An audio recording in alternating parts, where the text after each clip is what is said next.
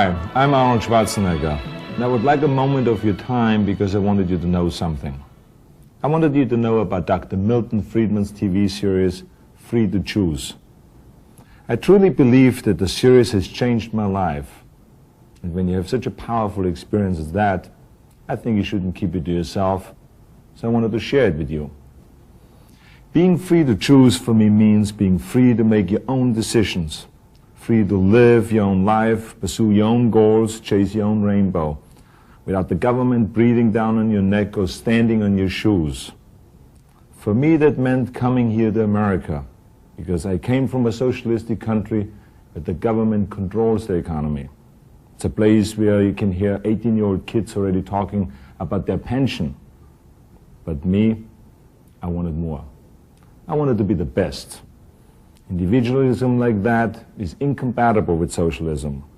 So I felt I had to come to America. I had no money in my pocket, but here I had the freedom to get it. I've been able to parlay my big muscles into big business and a big movie career. And along the way, I was able to save and invest. And I watched America change. And I noticed this, that the more the government interfered and intervened and inserted itself into the free market, the worse the country did. But when the government stepped back and let the free enterprise system do its work, then the better we did, the more robust our economy grew, the better I did, and the better my business grew, and the more I was able to hire and help others. Okay. So there I was in Palm Springs, waiting for Maria to get ready so we could go out for a game of mixed doubles. I started zipping through the television dial, and I caught a glimpse of Nobel Prize winner economist Dr. Milton Friedman. I recognized him from the studying of my own degree in economics and business, but I didn't know I was watching Free to Choose. It knocked me out. Dr. Friedman expressed, validated, and explained everything I ever thought or experienced or observed about the way the economy works. And I guess I was really ready to hear it. He said, the economic race should not be arranged so that everyone ends at the finish line at the same time, but so that everyone starts at the starting line at the same time. Wow. I would like to write that one home to Austria. He said that society that puts equality before freedom winds up with neither. But that society puts freedom before equality will end up with a great measure of both. Boy, if I would have come up with that one myself, I maybe wouldn't have had to get into bodybuilding. When I did beef up my bodybuilding with business school, of course I studied what Thomas Jefferson believed, and what Adam Smith thought, and even what Milton Friedman had to say. But with Free to Choose, it all came together.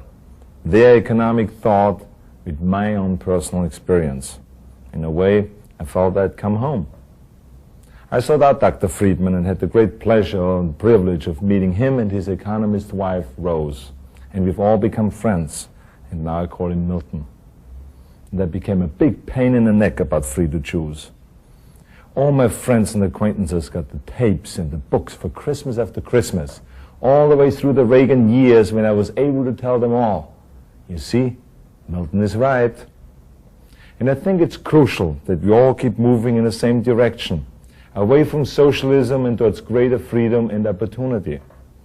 That's why I'm so excited that Milton Friedman is updating Free to Choose, bringing it into the 90s by discussing how to deal with the drug disaster, the Japan phenomenon, and of course, the miserable failure of communism. Oh, by the way, there are plans now to translate Free to Choose into the languages of the Soviet Union and Eastern Europe. And you know, they really need it to guide them through as they take the first walk into freedom. But we need it too.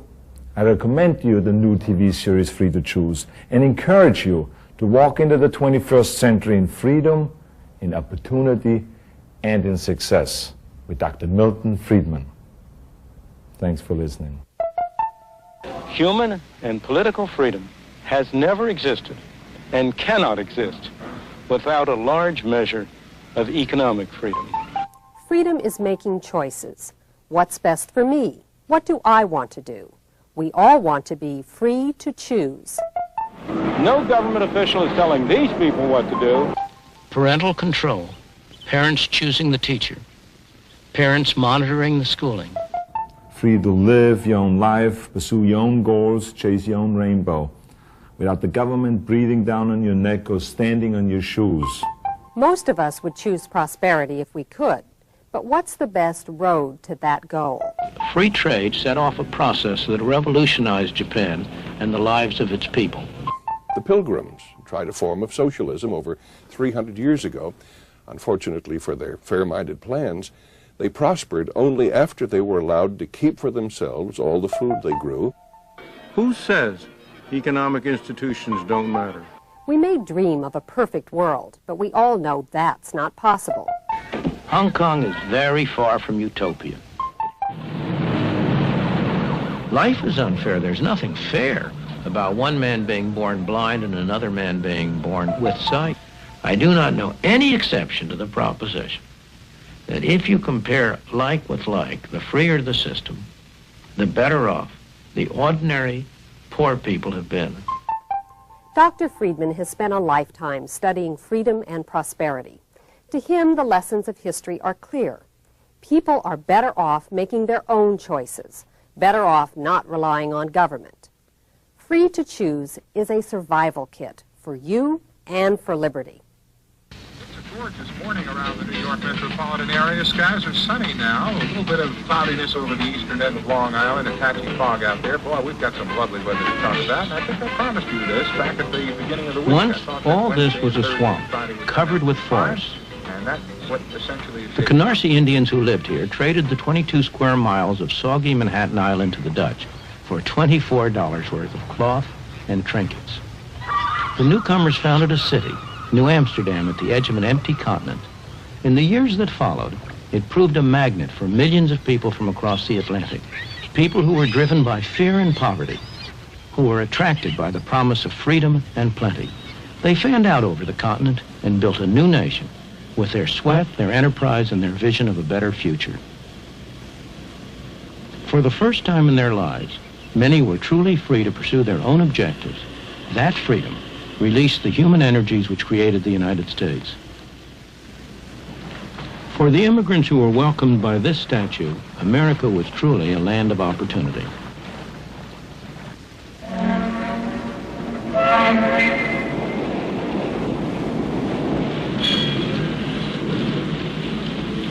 They poured ashore in their best clothes, eager and expectant, carrying what little they owned. They were poor, but they all had a great deal of hope.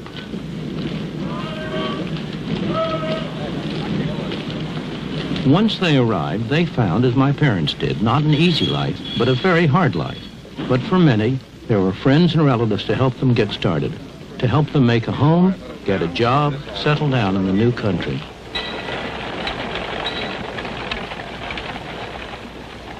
There were many rewards for hard work, enterprise, and ability.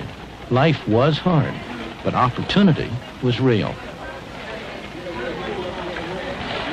There were few government programs to turn to, and nobody expected them. But also, there were few rules and regulations. There were no licenses, no permits, no red tape to restrict them. They found, in fact, a free market, and most of them thrived on it. Many people still come to the United States driven by the same pressures and attracted by the same promise. You can find them in places like this. It's Chinatown in New York, one of the centers of the garment industry, a place where hundreds of thousands of newcomers have had their first taste of life in the new country. The people who live and work here are like the early settlers. They want to better their lot, and they're prepared to work hard to do so. Although I haven't often been in factories like this, it's all very familiar to me, because this is exactly the same kind of a factory that my mother worked in when she came to this country for the first time at the age of 14, almost 90 years ago. And if there had not been factories like this here then, at which she could have started to work and earned a little money, she wouldn't have been able to come. And if I existed at all, I'd be a Russian or a Hungarian today instead of American. Of course, she didn't stay here a long time. She stayed here while she learned the language. while she developed some feeling for the country, and gradually she was able to make a better life for herself. Similarly, the people who are here now, they are like my mother, mostly immigrants from a distant country. They came here because they liked it here better and had more opportunities. A place like this gives them a chance to get started. They're not going to stay here very long or forever. On the contrary, they and their children will make a better life for themselves as they take advantage of the opportunities that a free market provides to them. The irony is that this place violates many of the standards that we now regard as every worker's right. It's poorly ventilated, it's overcrowded, the workers accept less than the union rate, it breaks every rule in the book. But if it were closed down, who would benefit? Certainly not the people here. Their life may seem pretty tough compared to our own, but that's only because our parents or grandparents went through that stage for us. We've been able to start at a higher point.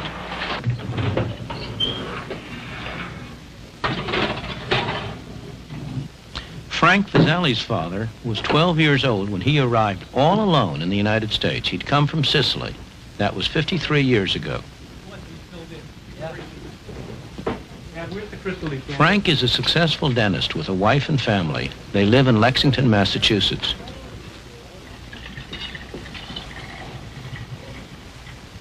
Fine, one bottle fills the whole decanter.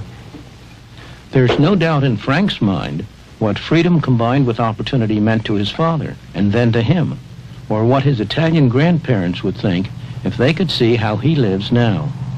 They would not believe what they would see, that a person could immigrate from a small island and make such success out of their life, because to them they were mostly related to the fields, working in the field as a peasant. My father came over, he made something for himself, and then he tried to build a family structure. Whatever he did was for his family. It was for a better life for his family. And I can always remember him telling me that, you know, number one thing in life is you should get an education to become a professional person.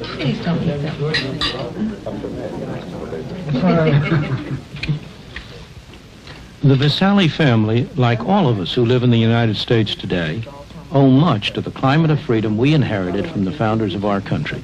A climate that gave full scope to the poor from other lands who came here and were able to make better lives for themselves and their children. You girls gonna have this? Yeah. You, Chris? I know you don't want the whipped cream. But in the past 50 years, we've been squandering that inheritance by allowing government to control more and more of our lives instead of relying on ourselves. We need to rediscover the old truths that the immigrants knew in their bones, what economic freedom is and the role it plays in preserving personal freedom.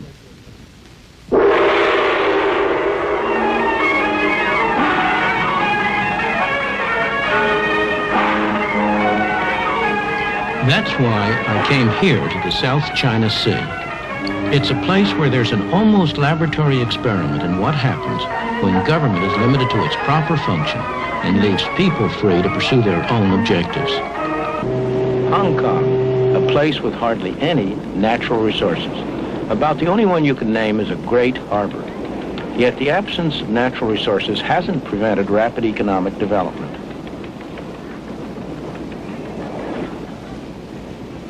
Ships from all nations come here to trade because there are no duties, no tariffs on imports or exports.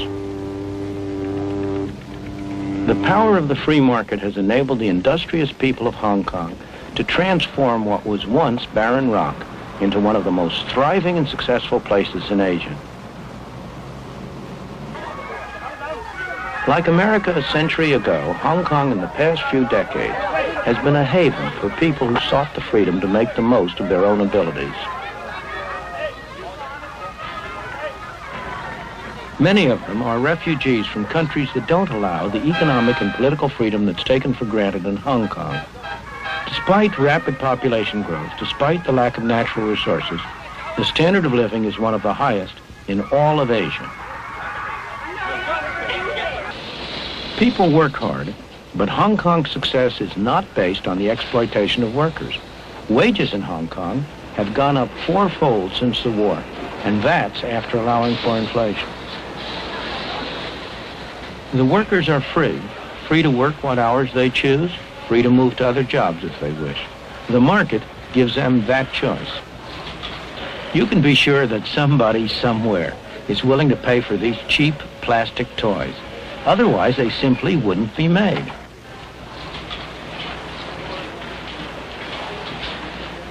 Competition from places like South Korea and Taiwan has made cheap products less profitable.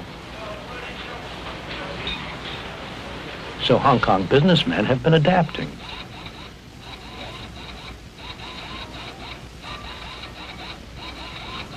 They've been developing more sophisticated products and new technology that can match anything in the West or East.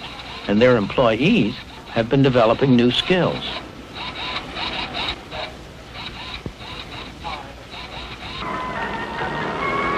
It's the ordinary people of Hong Kong who benefit from all this effort and enterprise.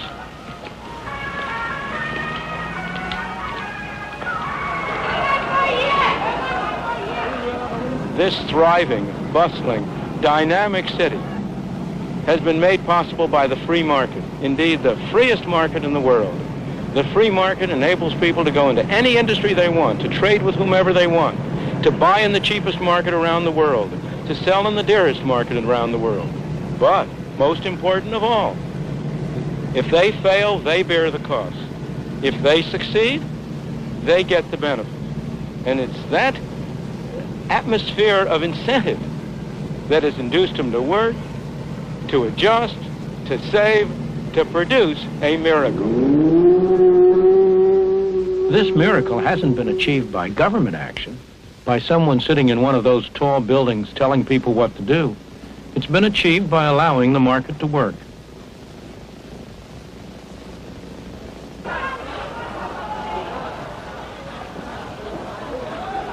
Walk down any street in Hong Kong and you'll see the impersonal forces of the market in operation.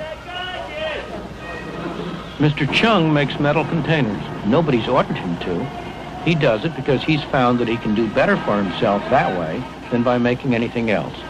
But if demand for metal containers went down, or somebody found a way of making them cheaper, Mr. Chung would soon get that message. A few doors away, Mr. Yu's firm has been making traditional Cantonese wedding gowns for 42 years. But the demand for these elaborate garments is falling. The firm has already gotten that message and is now looking for another product. The market tells producers not only what to produce, but how best to produce it through another set of prices. The cost of materials, the wages of labor, and so on. For example, if these workers could earn more doing something else, Mr. Ho would soon find a way to mechanize his picture frame production. Inside this Chinese medicine shop, a market transaction's going on. The customer's confidence that this painful-looking ordeal will help him doesn't rest on any official certification of the bone doctor's qualifications. It comes from experience, his own or his friends. In his turn, the doctor treats him not because he's been ordered to, but because he gets paid. The transaction is voluntary, so both parties must expect to benefit or it will not take place.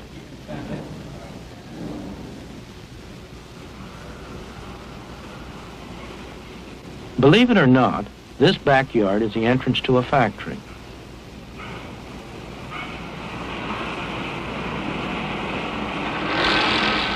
The workers here are some of the best paid in Hong Kong. It's hot, sticky, and extremely noisy. The workers are highly skilled, so they can command high wages. They could induce their employer to improve working conditions by offering to work for less, but they would rather accept the conditions, take the high wages, and spend them as they wish. That's their choice. The best-known statement of the principles of a free market, the kind of free market that operates in Hong Kong, was written on the other side of the world.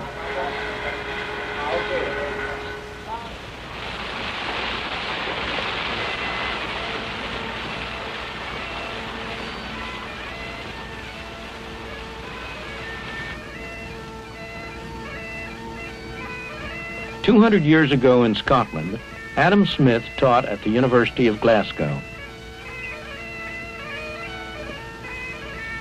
His brilliant book, The Wealth of Nations, was based on the lectures he gave here.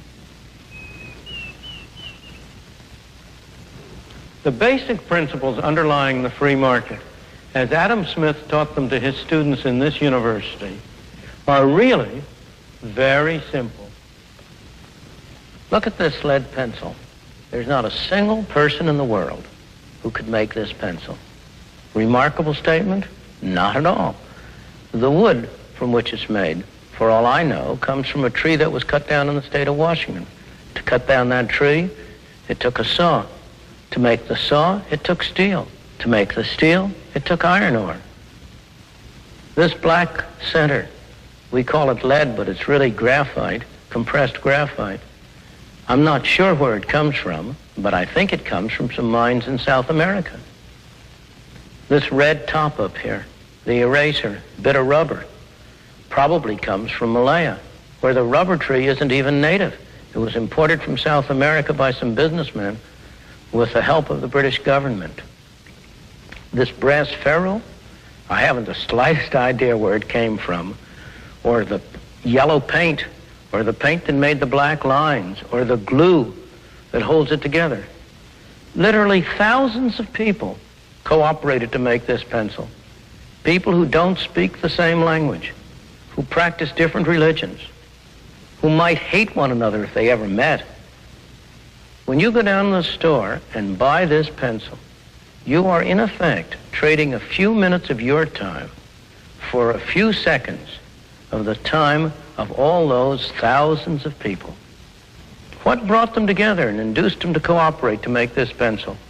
There was no commissar sending out orders from some central office. It was a magic of the price system, the impersonal operation of prices that brought them together and got them to cooperate to make this pencil so that you could have it for a trifling sum.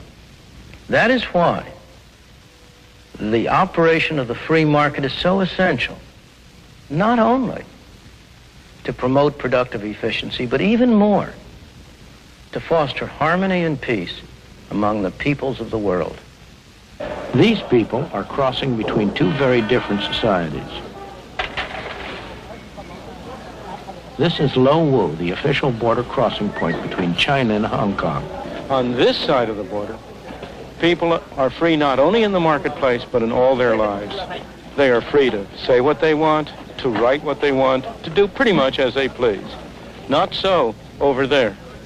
That is why people in China who cannot get permission to leave go to desperate lengths to escape. They risk their lives in the process. Many lose their lives, but that doesn't keep others from following. Some are attracted by the higher material standard of life in Hong Kong, but more by the natural human desire to be free. The people who get official permission to leave China are fortunate. They're going to be able to enjoy the benefits of the economic freedom they'll find in Hong Kong. But more important, that will give them a much wider freedom. Human and political freedom has never existed and cannot exist without a large measure of economic freedom. Those of us who have been so fortunate as to have been born in a free society tend to take freedom for granted, to regard it as a natural state of mankind. It is not. It is a rare and precious thing. Most people throughout history, most people today have lived in conditions of tyranny and misery, not of freedom and prosperity. The clearest demonstration of how much people value freedom is the way they vote with their feet when they have no other way to vote. Hong Kong is very far from utopia. It has its slums, its crime, its desperately poor people.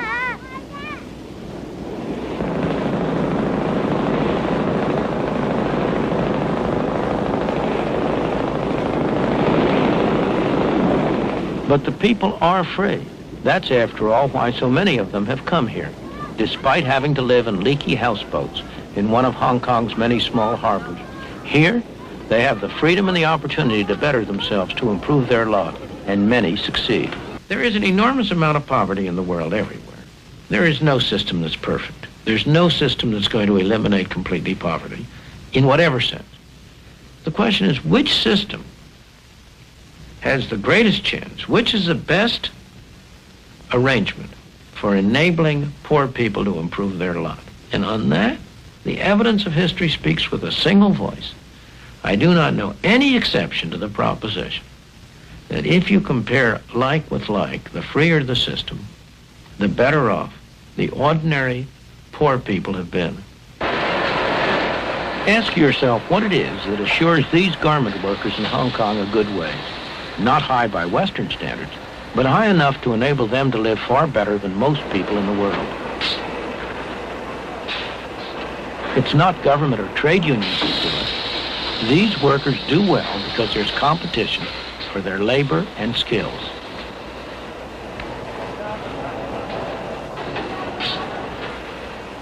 When a businessman faces trouble, a market threatens to disappear, or a new competitor arises, there are two things he can do.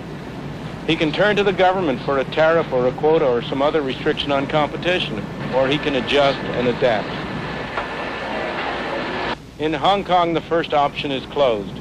Hong Kong is too dependent on foreign trade so that the government has simply had to adopt a policy of complete non-interference. That's tough on some individuals, but it's extremely healthy for the society as a whole. Only the businessmen who can adapt, who are flexible and adjustable, survive, and they create good employment opportunities for the rest. The complete absence of tariffs or any other restrictions on trade is one of the main reasons why Hong Kong has been able to provide such a rapidly rising standard of life for its people.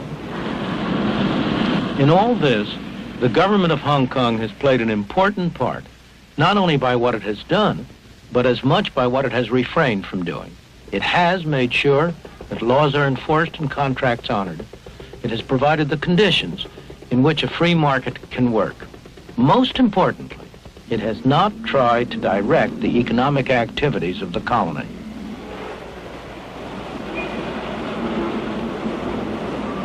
No government official is telling these people what to do. They're free to buy from whom they want, to sell to whom they want, to work for whom they want. Sometimes it looks like chaos, and so it is. But underneath, it's highly organized by the impersonal forces of a free marketplace.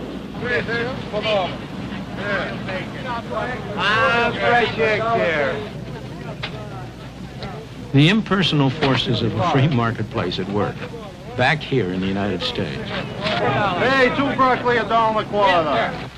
Prices are the key. The prices that people are willing to pay for products determines what's produced. The prices that have to be paid for raw materials, for the wages of labor and so on, determine the cheapest way to produce these things. And in addition, these self-same prices, the wages of labor, the interest on capital and so on, determine how much each person has to spend on the market. It's tempting to try to separate this final function of prices from the other two, to think that somehow or other you can use prices to transmit the information about what should be produced and how it should be produced without using those prices to determine how much each person gets. Indeed, government activity over the past few decades has been devoted to little else. But that's a very serious mistake. If what people get is not going to be determined on what they produce, on how they produce it, on how successfully they work, what incentive is there for them to act in accordance with the information that's transmitted? There's only one alternative: force. Some people telling other people what to do. Nice? Oh, boy, look what I got. Real good tomato. Real nice. Hey, come on, try one of those tomatoes. You don't eat home anymore. Have free lunch over here. You eat for nothing over here. Go ahead, eat. We don't charge you. Have a free lunch. I know, I'm going to. That's right. Free lunch, free lunch. The fundamental principle of a free society is voluntary cooperation. The economic market, buying and selling, is one example, but it's only one example. Voluntary cooperation is far broader than that. To take an example that at first sight seems about as far away as you can get, the language we speak. the words we use, the complex structure of our grammar. No government bureau designed that. It arose out of the voluntary interactions of people seeking to communicate with one another. Or consider some of the great scientific achievements of our time, the discoveries of an Einstein or a Newton, the inventions of a Thomas Alva Edison or an Alexander Graham Bell, or even consider the great charitable activities of a Florence Nightingale or an Andrew Carnegie. These weren't done under orders from a government office. They were done by individuals deeply interested in what they were doing, pursuing their own interests and cooperating with one another. This kind of voluntary cooperation is built so deeply into the structure of our society that we tend to take it for granted. Yet the whole of our Western civilization is the unintended consequence of that kind of a voluntary cooperation, of people cooperating with one another to pursue their own interests, yet in the process building a great society.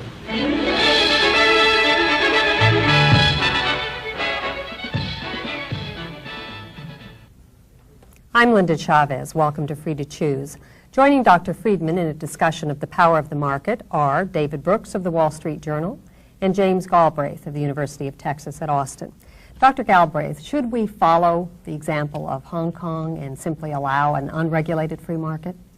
I think we do better in this country with the combination of a free market and its advantages and a well-regulated, carefully thought-out structure of government, which provides a chance to pick up some of the losers from the market process and give them a second start, provides us with a chance to make the economic process a little safer, a little healthier, a little more environmentally sound and protective than you might get from a strict adherence to the free market such as Professor Friedman has described in the case of Hong Kong.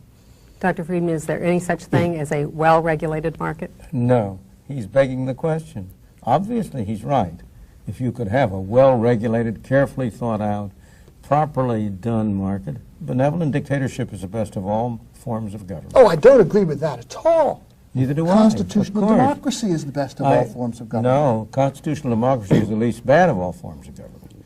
But you beg all the questions when you talk about well-regulated, carefully thought out. If you look at the actual programs that government follows, they almost always have effects that are the opposite of those that were intended by their well-meaning advocates. Let me tell you what troubles me. I'll tell you something. Matching the invisible hand of government is the invisible hand of the market is the invisible foot of government. You make the point in the program that in every case where you have a smaller role of government, a freer market, you have a higher standard of living. The same point. I didn't say that. At the same. I didn't say that. I said you have better conditions for the poorer people. Better conditions. Okay, better conditions for the poor people. Fine, I'll accept that. At the same time, you're making the argument in the program that the conditions in Hong Kong are better, for example, than they are in the United States, which is manifestly not true. I mean, we do have. You are making the argument. You're making the argument that Hong Kong is more free than we are. It is more free. Does it then follow that the conditions for poor people in Hong Kong are better than they are in the United States? We have to. That I don't believe. I said in there where you compare like with like. Well, okay. Well, this is an important qualification, which isn't clear in the program. Obviously, started out from a much lower position. If I were to compare Hong Kong, conditions in Hong Kong in 1945 or 1950 with conditions in the United States in 1820, 1830, you'd have a much closer comparison. But are you then saying, a position which I would find much more congenial, that where you have a country which has developed a base of material wealth, a degree of comfort for the average citizen, that it is then legitimate for the government of that country to step in and provide some guarantees and some security for poor people and old people and sick people? I'm not saying that at all. But why not? What's wrong with that as a Because every time they step in to try to do that, they end up doing the opposite. Well, this discussion takes up or reflects a feature of the program that I found to be most troubling, which is a failure to make a distinction between governments of the kind that we have developed in this country over 200 years and governments of the kind that you described in the People's Republic of China.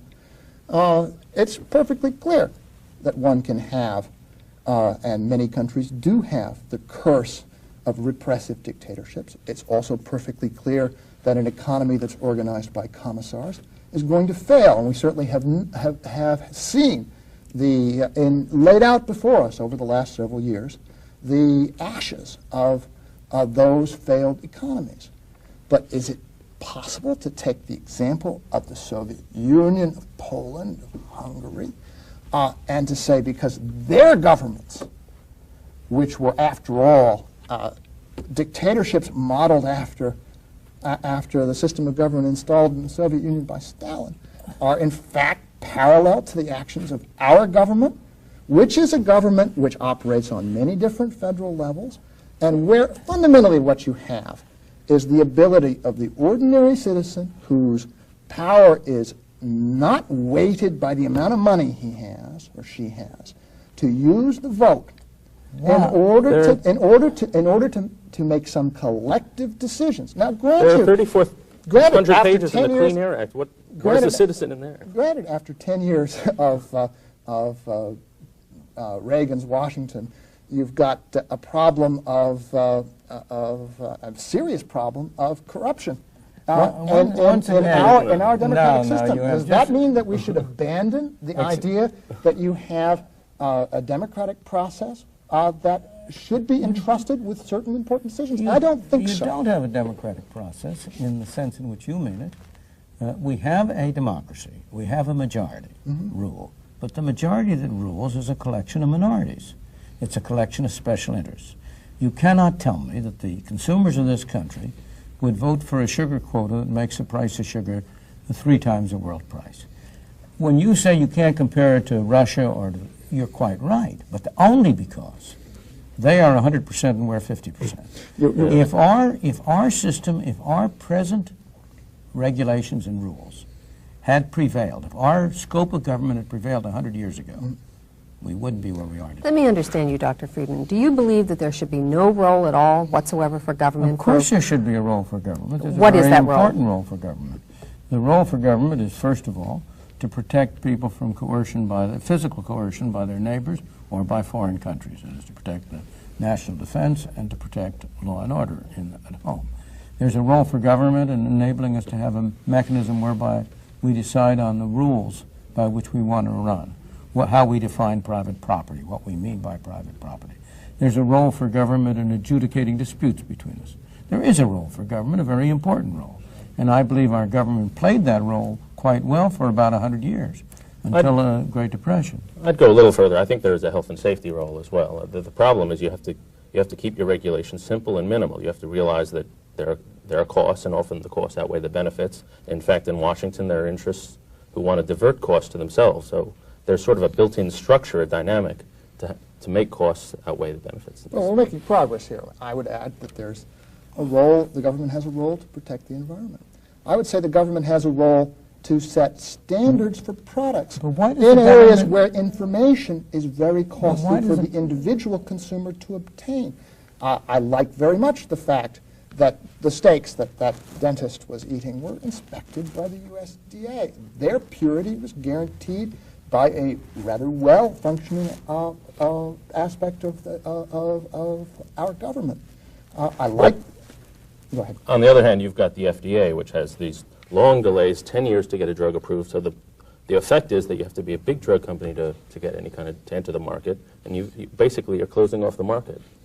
On the other hand, you've had a set of regulations which have disappeared without any well-justified regrets. For example, the regulations that govern the entry into interstate trucking, the regulations that govern entry and rates in airlines. And incidentally, that was done under the Reagan administration. No. Those reforms were done under the Carter administration. They were started under the Carter administration. They were, and completed under the Reagan. Oh, they were not. They were stalled under the Reagan administration. It doesn't really matter. No, it does matter a great deal. Question of who favors these things and on what merits. But there's no doubt that Carter did the heavy lifting on deregulation. Thank you. But in any event, I'm not trying to defend one political party or another. As David says, a major enemy of a free market is a business interest. The business community is a major enemy. The problem in the society is to have the public at large understand the importance of free markets so as to protect themselves against the depredations of the business community with their tariffs, their quotas, their special provisions, and so on.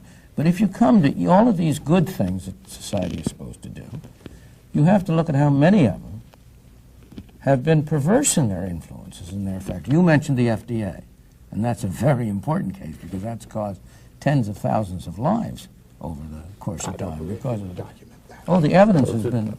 Go ahead. I mean, you can start with the AIDS virus, where the FDA tries again. Recently, there have been reforms, but they were very slow to let people, even people who knew they were going to die and were going to die without any drug, to try experimental drugs. Let me ask another question. You'd have to establish that those experimental drugs would have, in fact, saved their lives. They couldn't have done worse. They were going to die. Let me give you another hypothetical. What if you have a social need, say a disease which is very lethal but affects very few people, and you don't have a company who has an interest because it's not going to make very much money, there's not a large market for the good to produce a drug. Does the government have any role there to step in to try and stimulate certain social purposes? It's hard for me to imagine. I can't imagine how the government would in the first place. But in any event, you must realize that government isn't the only recourse. Yeah. The great period, when were the non-profit hospitals of the United States founded? Almost all of them were in the 19th century during the heyday of laissez-faire. There are private charitable activities, which are essentially the most effective way of handling the kind of things you've described. Yeah. Right. A little bit of faithfulness to history surely would cause you to concede that in 1937, when we inaugurated Social Security, in 1965, when we inaugurated Medicare, we did so because the private charitable systems, the private insurance systems to care for people when they were old and when they were sick were failing in a gross way to meet the needs of the American people. And those programs, which are government programs, have at least had the virtue of extending the access to health care and extending income security when you're old to a very, very large part of the population that never had it before. And I would argue to you that in addition to the regulatory functions and the judicial functions that we certainly agree on, that there is in a rich society which can afford to take care of people who fall out of the market process, who aren't lucky or gifted or fortunate in their economic lives, to take care of those people when they are old and when they're sick. But what about the extent to which the same society that you describe, the same logic that you describe, makes them poor? What about the minimum wage, which prevents many people from getting employment?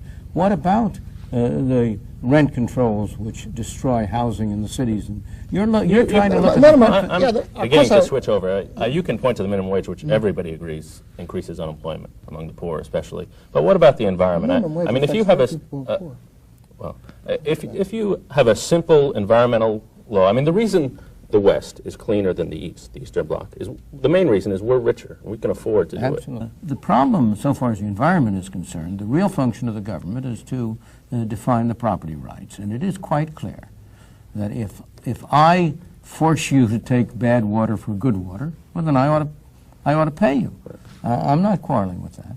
But if you look at the actual environmental measures that government takes, they often have harmful effects and not positive effects. The new Clean Air Bill that has just been passed, for example, is going to cost an enormous amount of money. Well, nobody knows how much. In principle, of course, your argument is one which many economists are sympathetic to, and I have some sympathy for it.